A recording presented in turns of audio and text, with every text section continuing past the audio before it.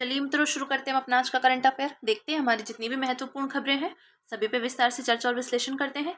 हमारी पहली न्यूज़ है, प्रधानमंत्री की आर्थिक सलाहकार परिषद ने घरेलू प्रवासन पर रिपोर्ट जारी की। तो इस रिपोर्ट का शीर्षक 400 मिलियन ड्रीम्स है। इसमें 2011 की जनगणना के बाद से भारत में प्रवासन के बदलते पैटर्न पर चर्चा की गई है। आंतरिक घरेलू प्रवास से तात्पर्य किसी देश के भीतर एक क्षेत्र से दूसरे क्षेत्र के लोगों की आवाजाही से है। प्रतिकर्ष कारक तो रोजगार के अवसरों की कमी, प्राकृतिक आपदा, गुणवत्तापूर्ण शिक्षा और स्वास्थ्य देखभाल सुविधाओं की कमी आदि।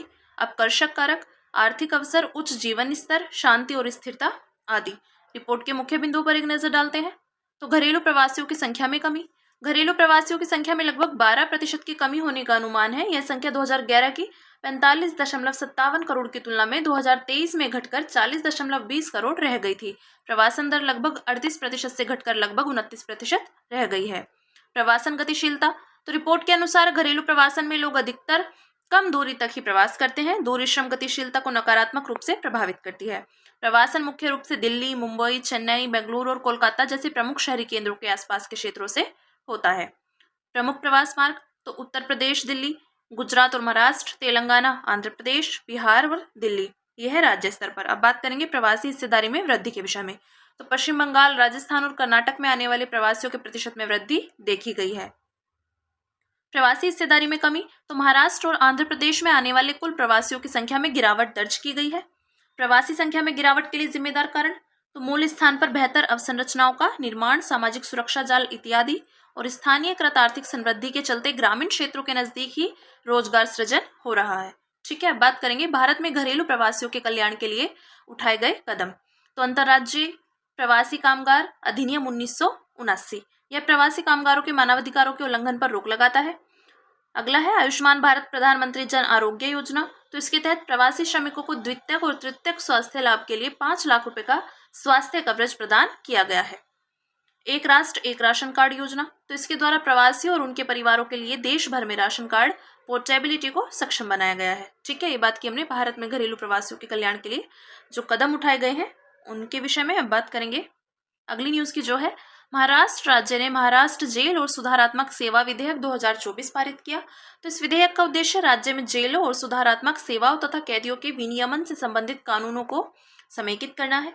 यह मॉडल जेल अधिनियम 2023 पर आधारित है। मॉडल जेल अधिनियम 2023 की मुख्य विशेषताओं पर एक नजर डालते हैं।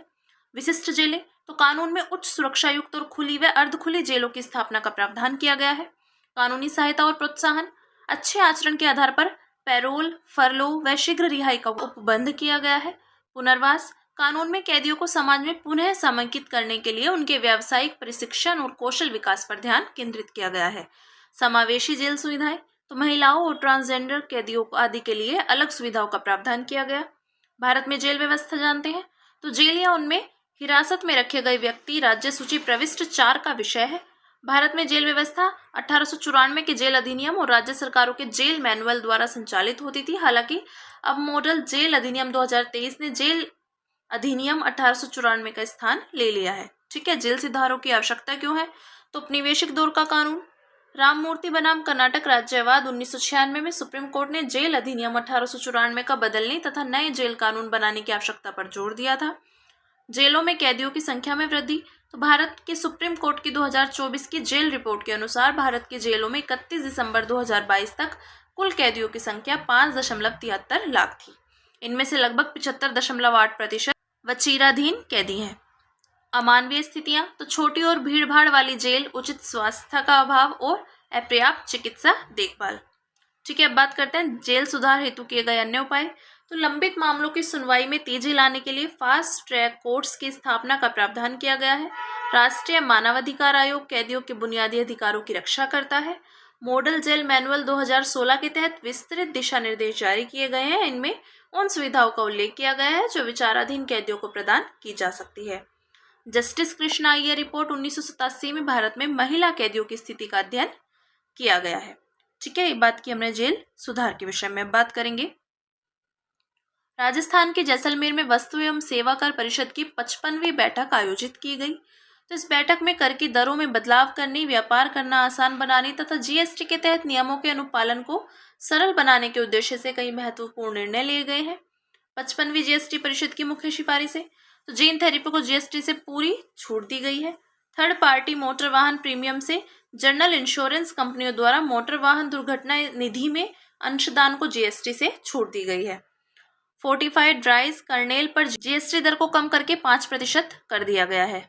अन्य निर्णय, तो काली मिर्च और किशमिश, अगर ताजा हरी या सूखी काली मिर्च और किशमिश की सप्लाई किसान से होती है तो उस पर कोई जीएसटी नहीं लगाया जाएगा। पॉपकॉर्न, जब पॉपकॉर्न को चीनी के साथ मिलाया जाता है जैसे कारमेल पॉपकॉर्न, तो उस पर 18% जीएसटी लगेगा। जीएसटी परिषद के विषय में जानते हैं तो ये एक संवैधानिक संस्था है और यह संस्था भारत में जीएसटी को लागू करने से संबंधित मुद्दों पर सिफारिश करने के लिए जिम्मेदार है। संविधान के अनुच्छेद 279A में जीएसटी परिषद के गठन और उसकी भूमिका से जुड़े प्रावधान किए गए हैं। यह अनुच्छेद 101 में संविधान संशोधन अधिनियम 2016 द्वारा जोड़ा गया था।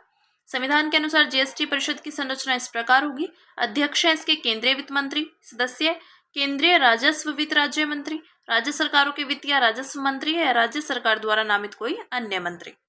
जीएसटी परिषद का निर्णय, तो बैठक में उपस्थित और मतदान करने वाले सदस्यों के भारित मतों में कम से कम 75% यानी 3/4 बहुमत से निर्णय लिए जाते हैं। मतदान भारांश, तो कुल मत मूल्य में केंद्र सरकार का 1/3 और राज्य सरकारों का मिलाकर 2/3 होता है। ठीक है, अब बात करते हैं पर्यावरण, वन और जलवायु परिवर्तन मंत्रालय ने ठोस अपशिष्ट प्रबंधन SWM नियम 2024 का ड्राफ्ट अधिसूचित किया है। तो ये नियम 1 अक्टूबर 2025 से लागू होंगे। इसका उद्देश्य अप्रबंधित ठोस अपशिष्ट के दुष्प्रभावों को कम करना, सर्कुलर इकोनॉमी के सिद्धांतों को लागू करना और शहरी व ग्रामीण क्षेत्रों में नियमों की निगरानी को मजबूत करना है। ठोस अपशिष्ट प्रबंधन या ठोस अपशिष्ट की मात्रा, संग्रहण, भंडारण, परिवहन, प्रसंस्करण और निपटान को नियंत्रित करने की प्रक्रिया है। ड्राफ्ट ठोस अपशिष्ट प्रबंधन SWM नियम 2024 के मुख्य नियमों पर एक नजर डालते हैं। तो ठोस अपशिष्ट उत्पन्न करने वाले को अपने परिसर में कंस्ट्रक्शन यानी निर्माण और डिमोलिशन ध्वंस से उत्पन्न अपशिष्ट को अलग अलग संग्रहित करना होगा।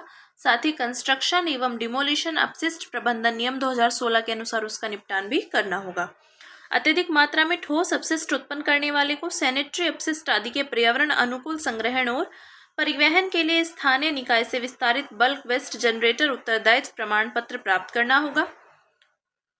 1500 किलो कैलोरी या किलोग्राम या इससे अधिक कैलोरी मान वाले गैर पुनर्चक्रण योग्य अपशिष्ट को लैंडफिल में नहीं डाला जाएगा। केंद्रीय प्रदूषण नियंत्रण बोर्ड इन नियमों के अंतर्गत सभी बाध्य संस्थाओं के पंजीकरण और वार्षिक रिटर्न दाखिल करने के लिए केंद्रीकृत ऑनलाइन प्रणाली स्थापित करेगा। प्रत्येक उपचार, भंडारण और निपटान सुविधा केंद्र के संचालक को केंद्रीकृत ऑनलाइन पोर्टल पर पंजीकरण कराना होगा। स्थानीय निकाय कृषि एवं बागवानी अपशिष्ट को जलाने पर रोक लगाएंगे तथा ऐसे अपशिष्ट को खुले में जलाने में शामिल व्यक्तियों पर भारी जुर्माना भी लगाएंगे। ठोस अपशिष्ट प्रबंधन से जुड़ी चुनौतियां, तो स्रोत पर अपशिष्ट के उचित संग्रहण एवं पृथक्करण का अभाव है। इलेक्ट्रॉनिक अपशिष्ट का अव्यवस्थित ढंग से निपटान या डंपिंग की जाती है और अपशिष्ट के संग्रहण एवं परिवहन के लिए वित्तीय संसाधनों की कमी है आदि। ठीक है, अब बात करते हैं भारत में ठोस अपशिष्ट प्रबंधन के लिए शुरू की गई पहलों के विषय में। तो पहले देखते हैं, ई अपशिष्ट प्रबंधन संशोधन नियम 2024 जारी किए गए। स्वच्छ भारत मिशन शहरी कार्यान्वित किया गया है। यह देश में उत्पन्न सभी नगरपालिका ठोस अपशिष्ट का वैज्ञानिक तरीके से प्रसंस्करण करने पर लक्षित है। प्लास्टिक अपशिष्ट प्रबंधन नियम 2024 लागू किए गए हैं। ये नियम प्लास्टिक अपशिष्ट की मात्रा को कम करने पर केंद्रित है। अपशिष्ट से ऊर्जा कार्यक्रम चलाया जा रहा है। यह शहरी औद्योगिक अपशिष्ट आदि से बायोगैस, बायो CNG के उत्पादन के लिए अपशिष्ट से ऊर्जा परियोजनाओं की स्थापना का समर्थन करेगा। ठीक है, अब देखते हैं, शिक्षा मंत्रालय ने शिक्षा क्षेत्र में नो डिटेंशन नीति को समाप्त किया। तो शिक्षा मंत्रालय ने केंद्र के तहत आने वाले स्कूलों हेतु कक्षा 5 और 8 के लिए नो डिटेंशन नीति को समाप्त करने का निर्णय लिया है। नो डिटेंशन नीति के तहत कक्षा 5 और 8 के छात्र को अंतिम परीक्षा में फेल नहीं किया जाता था। यह नीति 2009 के निःशुल्क और अनिवार्य बाल शिक्षा अधिकार यानी RTE अधिनियम के तहत 2010 में लागू की गई थी। केंद्र ने अब इस नीति को समाप्त कर दिया तथा स्कूल अब कक्षा 5 और 8 के छात्रों को फेल कर सकते हैं। यह निर्णय निःशुल्क और अनिवार्य बाल शिक्षा अधिकार RTE यानी संशोधन नियम 2024 के तहत लिया गया है। चूंकि शिक्षा राज्य सूची का विषय है, इसलिए 16 राज्य और दिल्ली सहित एक अन्य केंद्र शासित प्रदेश पहले ही नो डिटेंशन नीति समाप्त कर चुके हैं। नई नीति से संबंधित मुख्य तथ्य देखते हैं तो यद्यपि 2019 में आरटीई अधिनियम से नो डिटेंशन नीति को हटा दिया गया था, परंतु 2030 में राष्ट्रीय पाठ्य चर्चा की रूपरेखा के जारी होने तक इसके कार्यान्वयन में देरी हुई। नई नीति के तहत यदि कोई छात्र प्रमोशन होने के मानदंडों को पूरा करने में विफल रहता है तो उसे परिणाम घोषित होने के 2 महीने के भीतर अतिरिक्त निर्देश दिया जाएगा। इसके बाद उसे एक पुनः परीक्षा देने का अवसर मिलेगा। किसी भी बच्चे को प्रारंभिक शिक्षा पूरी होने तक स्कूल से नहीं निकाला जा सकता। डिटेंशन के पक्ष में तर्क तो सीखने के परिणामों में गिरावट। 2023 में कक्षा 10 और 12 में 65 लाख छात्र असफल रहे थे। प्रोत्साहन की कमी तो स्वचालित प्रमोशन के कारण छात्र कड़ी मेहनत करना छोड़ देते हैं तथा शिक्षकों की जवाबदेही भी कम हो जाती है। डिटेंशन के विपक्ष में तर्क तो हीन भावना और उच्च ड्रॉप आउट दर, परीक्षा में फेल होने का भय या फिर से उसी कक्षा में बैठने की मजबूरी के चलते कई बार छात्र स्कूल जाना बंद कर देते हैं। बाल केंद्रित शिक्षा केवल शैक्षणिक प्रदर्शन के आधार पर मूल्यांकन करने की बजाय बच्चों के समग्र विकास को महत्व देने वाली शैक्षिक प्रणाली को बढ़ावा देने की आवश्यकता है। बात करते हैं नो डिटेंशन नीति की पृष्ठभूमि के विषय में। तो नो डिटेंशन नीति को शिक्षा का अधिकार अधिनियम 2009 के तहत अपनाया गया था। इसका उद्देश्य स्कूल ड्रॉप आउट दर को कम करना था। आरटीई अधिनियम 2009 के बारे में देखते हैं तो 86वें संविधान संशोधन अधिनियम के तहत संविधान के अनुच्छेद 21A के माध्यम से 6 से 14 वर्ष की आयु के प्रत्येक बच्चे को निःशुल्क और अनिवार्य शिक्षा का अधिकार दिया गया है। इसी के आधार पर यह अधिनियम बनाया गया है। इस अधिनियम के अनुसार सरकारी स्कूल सभी बच्चों को निःशुल्क शिक्षा प्रदान करेंगे और स्कूलों का प्रबंधन स्कूल प्रबंधन समितियों द्वारा किया जाएगा। ठीक है, ये बात की हमने नो डिटेंशन नीति की पृष्ठभूमि और आरटीई अधिनियम 2009 के विषय में। अब बात करते हैं भारत वन स्थिति रिपोर्ट 2023 के अनुसार 2021-22 की तुलना में 2023-24 में वनाग्नि के हॉटस्पॉट्स कम हुए हैं। तो वनाग्नि की घटना का पता लगाने के लिए MODIS और SNPP VIIRS सेंसर्स का उपयोग किया गया है। पहले बात करते हैं MODIS के विषय में। तो moderate resolution imaging spectroradiometer. Next है SNPP VIIRS Suomi national polar orbiting partnership visible infrared imaging radiometer suite. तो रिपोर्ट के मुख्य बिंदुओं पर एक नजर डालते हैं। MODIS सेंसर्स ने 2023-24 में वनाग्नि के 26,390 हॉटस्पॉट्स का पता लगाया था, जबकि SNPP VIIRS सेंसर्स ने 2,03,544 हॉटस्पॉट्स का पता लगाया था। 2021-22 में MODIS सेंसर्स ने 29,675 और SNPP VIIRS सेंसर्स ने 2,23,333 वनाग्नि हॉटस्पॉट्स का पता लगाया था। 2023-24 में वनाग्नि की सबसे अधिक घटनाएं उत्तराखंड, ओडिशा और छत्तीसगढ़ में दर्ज की गई थी। हिमाचल प्रदेश और जम्मू कश्मीर में 2022-23 की तुलना में 2023-24 में वनाग्नि की घटनाओं में काफ़ी वृद्धि हुई थी। गोवा और कर्नाटक में वनाग्नि की घटनाओं में काफ़ी गिरावट हुई है।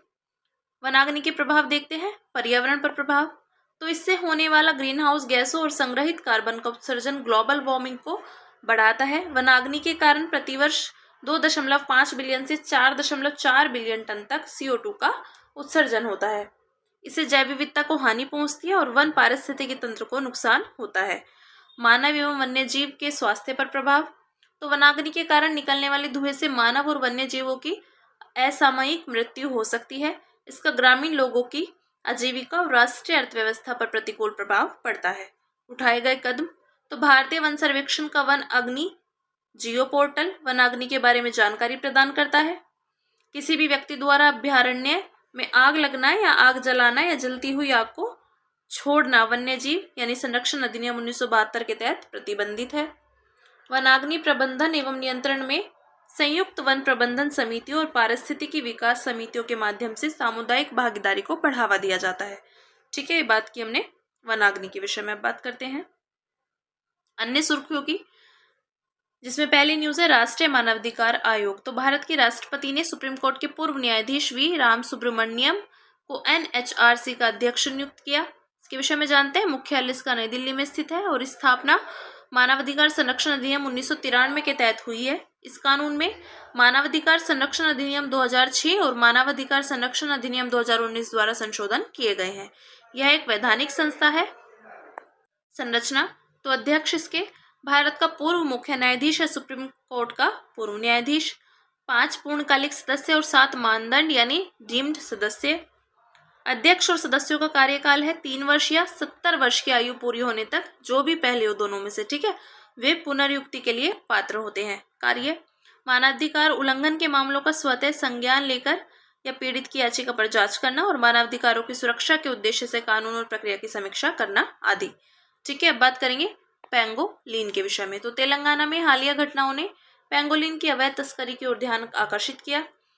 इसके विषय में जानते हैं। पेंगोलिन पूरी तरह से शल्क से कवर स्तनधारी है। यह जीव जंगल में शिकारियों से खुद की रक्षा करने के लिए अपने आप को शल्कों से ढक लेता है। यह चींटियों, दीमक और लार्वा खाता है। इसे अक्सर शल्क वाला चींटीखोर भी कहा जाता है। विशेषताएं: यह एकांतवासी और मुख्य रूप से रात्रिचर जीव है। इसके दांत नहीं होते हैं। इसकी लंबी व चिपचिपी जीभ इसके शरीर से भी लंबी होती है। भारतीय पेंगोलिन के विषय में देखते हैं। तो ये पेंगोलिन की दुनिया भर में मौजूद 8 प्रजातियों में से एक है। यह पूर्वोत्तर भारत को छोड़कर हिमालय के दक्षिण में स्थित यानी शेष संपूर्ण भारत सभी भागों में पाया जाता है। चीनी पेंगोलिन की उपस्थिति असम और पूर्वी हिमालय में भी देखी गई है। संरक्षण स्थिति की बात करें इसकी, तो वन्यजीव संरक्षण अधिनियम 1972 की अनुसूची 1 में सूचीबद्ध है। साइट्स के परिशिष्ट 1 में सूचीबद्ध है और IUCN में एंडेंजर्ड श्रेणी है। अब बात करते हैं अगले की, जो है bay of Bengal initiative for multi sectoral technical and economic cooperation के विषय में। तो बिम्स्टेक के वरिष्ठ अधिकारियों की 24वीं बैठक थाईलैंड में आयोजित की गई। इसकी स्थापना एक क्षेत्रीय संगठन है ये, और इसकी स्थापना 1997 में बैंकॉक घोषणा पत्र पर हस्ताक्षर के साथ हुई थी। उद्देश्य है इसका बंगाल की खाड़ी के तटवर्ती देशों के बीच आर्थिक सहयोग को बढ़ावा देना, और सचिवालय इसका ढाका यानी बांग्लादेश में स्थित है। बिम्स्टेक के 7 सदस्य हैं: बांग्लादेश, भूटान, भारत, नेपाल, श्रीलंका, म्यांमार और थाईलैंड। बिम्स्टेक का पहला शिखर सम्मेलन 2004 में बैंकॉक यानी थाईलैंड में आयोजित हुआ था।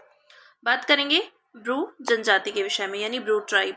केंद्र सरकार ने त्रिपुरा के अलग अलग जिलों में रह रही ब्रू समुदाय के पुनर्वास के लिए 900 करोड़ रुपए खर्च किए हैं। इन्हें रियांग भी कहा जाता है और यह पूर्वोत्तर भारत की देशज जनजाति है। मुख्य रूप से त्रिपुरा, मिजोरम, असम में निवास करती है। इसे त्रिपुरा के विशेष रूप से कमजोर जनजातीय समूह में सूचीबद्ध किया गया है। बस्ती: इनकी बस्तियां पहाड़ी क्षेत्रों और संकरी घाटियों में बसी होती है। ये बांस से बने घरों में रहते हैं। मुख्य पेशा है, यह जनजाति झूम खेती करती है। और पंथ और धर्म की बात करें तो यह हिंदू धर्म और एनिमिज्म की मिश्रित परंपराओं का पालन करती है। ठीक है, बात करेंगे जेन कास्ट AI के विषय में। तो गूगल डीप माइंड ने उन्नत मौसम पूर्वानुमान के लिए जेन कास्ट AI मॉडल का अनावरण किया। इसके विषय में देखते हैं। ये एक मौसम पूर्वानुमान मॉडल है। ये मौजूदा उपकरणों की तुलना में बेहतर सटीकता और विस्तारित पूर्वानुमान रेंज प्रदान करता है। यह पारंपरिक संख्यात्मक मौसम पूर्वानुमान के समान समुच्चय पूर्वानुमान का उपयोग करता है, लेकिन सिमुलेशन के बजाय आर्टिफिशियल इंटेलिजेंस द्वारा संचालित होता है। समुच्चय पूर्वानुमान के तहत संभावित मौसम परिणामों की एक श्रृंखला का पूर्वानुमान लगाने के लिए विविध प्रारंभिक स्थितियों के साथ NWP मॉडल का उपयोग किया जाता है। ठीक है, अब बात करते हैं एग्रो टेक्सटाइल की। तो केंद्रीय जल शक्ति मंत्री ने गुजरात के नवसारी में क्लाइमेट स्मार्ट एग्रो टेक्सटाइल प्रदर्शनी केंद्र का उद्घाटन किया। यह पहल राष्ट्रीय तकनीकी वस्त्र मिशन के तहत तकनीकी वस्त्रों को बढ़ावा देने के उद्देश्य के अनुरूप है। इसके विषय में जानते हैं। एग्रो टेक्सटाइल से आशय कृषि क्षेत्र में तकनीकी वस्त्र सामग्रियों के इस्तेमाल में है। तकनीकी वस्त्र मुख्य रूप से तकनीकी और प्रदर्शन गुणवत्ता क्षमता वाली सामग्री होती है। वहीं पारंपरिक वस्त्र परिधान या सजावटी उद्देश्यों से बनाए जाते हैं। एग्रो टेक्सटाइल के प्रकार: इनमें कृषि और बागवानी उपयोगों के लिए बुने हुए या बिना बुने हुए और नीटेड वस्त्र शामिल हैं। उपयोग: कृषि उत्पादों के संरक्षण, संग्रहण और भंडारण में। ठीक है, अब बात करेंगे automated and intelligent machine aided construction system के विषय में। तो सड़क परिवहन एवं राजमार्ग मंत्रालय देश भर में राष्ट्रीय राजमार्ग परियोजनाओं पर AIMC प्रणाली का तेजी से उपयोग कर रहा है। इसके विषय में देखते हैं। सड़क निर्माण प्रक्रिया के हर चरण में काम के साथ साथ किए गए सर्वेक्षण के माध्यम से प्रत्येक परियोजनाओं की स्थिति पर रियल टाइम डेटा प्रदान करेगा। लाभ: कुशल और समय की बर्बादी कम करता है। बेहतर प्रदर्शन, स्थायित्व और दीर्घकालिकता सुनिश्चित करता है। और बेहतर पारदर्शिता और न्यूनतम मानवीय हस्तक्षेप आदि। AIMC सिस्टम के अंतर्गत GPS सहायता प्राप्त मोटर ग्रेडर यानी 3D मशीन नियंत्रण प्रौद्योगिकी, इसका इस्तेमाल सड़क निर्माण में मिट्टी हटाने और फैलाने। यह ग्लोबल नेविगेशन सैटेलाइट सिस्टम से डेटा प्रोसेस करता है। इंटेलिजेंट कॉम्पैक्शन रोलर और सिंगल ड्रम टेंडेंट वाइब्रेटरी रोलर, इसका उपयोग मिट्टी, सब बेस और बेस लेयर्स कॉम्पैक्शन के लिए किया जाता है। ठीक है, बात करते हैं एशियाई विकास बैंक की। तो भारत और एडीबी ने संधारणीय अवसंरचना परियोजनाओं की सहायता के लिए $500 मिलियन के ऋण पर हस्ताक्षर किए। इनके विषय में देखते हैं। मुख्यालय मनीला यानी फिलीपींस में स्थित है। उत्पत्ति 1966 में स्थापित एक बहुपक्षीय विकास वित्त संस्थान है। उद्देश्य है चरम गर्मी उन्मूलन के अपने प्रयासों को जारी रखते हुए एक समृद्ध, समावेशी, लोचशील और संधारणीय एशिया व प्रशांत क्षेत्र का निर्माण करना। कार्य यह सामाजिक और आर्थिक विकास को बढ़ावा देने के लिए ऋण, तकनीकी सहायता, अनुदान एवं इक्विटी निवेश प्रदान करके अपने सदस्यों व भागीदारों की सहायता करता है। सदस्य हैं 69 सदस्य हैं इसके, एशिया और प्रशांत क्षेत्र में 49 और बाहर से 20। भारत इसका संस्थापक सदस्य है। बोर्ड ऑफ गवर्नेंस, तो यह एडीबी का सर्वोच्च नीति निर्धारक निकाय है जिसमें प्रत्येक सदस्य देश का एक प्रतिनिधि शामिल होता है। ये बात की हमने एशियाई विकास बैंक की। अब बात करेंगे सुर्खियों में रहा स्थल है फ्रांस, राजधानी है इसकी पेरिस। तो हाल ही में फ्रांस के राष्ट्रपति ने इस साल की चौथी सरकार की घोषणा की। फ्रांस के विषय में देखते हैं। भौगोलिक अवस्थिति की बात करें तो फ्रांस विशाल यूरेशियाई भूभाग के पश्चिमी छोर के निकट अवस्थित है। सीमावर्ती राष्ट्र Belgium, Luxembourg, Germany, Switzerland, Italy, Spain, Andorra और इंग्लैंड। इसके दक्षिणी तट पर स्थित मोनाको एक स्वतंत्र एन्क्लेव है। इसके अलावा भूमध्य सागर में स्थित कोर्सिका द्वीप देश का अभिन्न अंग है। समुद्री सीमाएं, इसके पश्चिम में बिस्के की खाड़ी, उत्तर पश्चिम में इंग्लिश चैनल, दक्षिण में भूमध्य सागर और उत्तर में उत्तरी सागर अवस्थित है। भौगोलिक विशेषताएं जानते हैं। प्रमुख पर्वत श्रृंखलाएं, तो फ्रेंच आल्प्स, जूरा पर्वत, पायरेनीज आदि। उच्चतम बिंदु मोंट ब्लांक है। ये एल्प्स पर्वत की 4808 मीटर ऊंची चोटी है। मैदान, इसके उत्तर पश्चिम में पेरिस बेसिन जैसे विस्तृत एवं उपजाऊ मैदान स्थित है। प्रमुख नदियां हैं सीन, लायर आदि। सीन पेरिस से होकर बहती है और लायर फ्रांस की सबसे लंबी नदी है। ठीक है, ये बात की हमने फ्रांस के विषय में। तो इसी के साथ मिलते हैं कल अपनी नई खबरों के साथ।